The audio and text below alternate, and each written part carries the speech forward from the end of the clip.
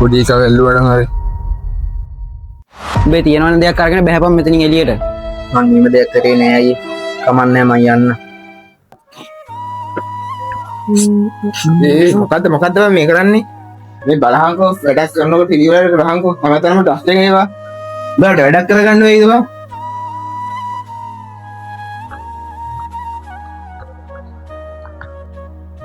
ලොකු මල්ලේ පොඩ්ඩක් මෙහාට එන්නකෝ.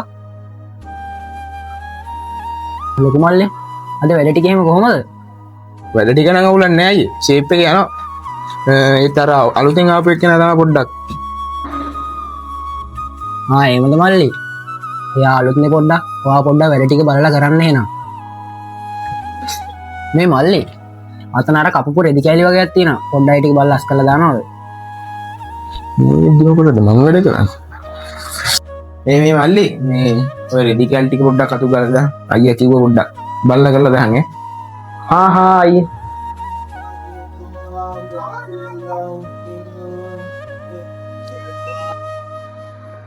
මේක නම් මටම හරියන්නේ ෂේප් එක ගන්න ඕනේ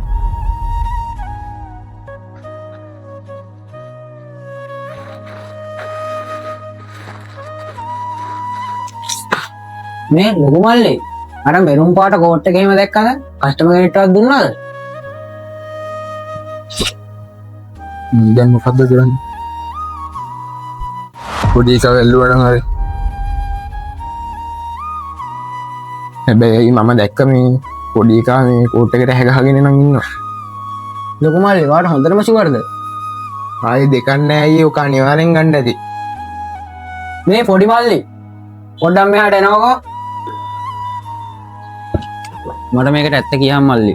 අපි ගාව තියෙන ගණන්ම කෝට්ටයක් නැති වෙලා තියෙනවා. උඹ නේද ගත්තේ? මං ගත්තේ නෑ අයියේ. මං හොරකම් කරන්නේ නෑ අයියේ. උඹ එනකොට නම් කිව්වේ කොහොමද? මං කැමති නෑ උඹ වගේ හොරෙක් මේ ආයතනේ තියාගන්න. උඹේ තියෙනවනේ දෙයක් අරගෙන බහැපන් මෙතනින් එළියට. මං නිම දෙයක් කරේ නෑ අයියේ. කමන්නේ මං යන්න.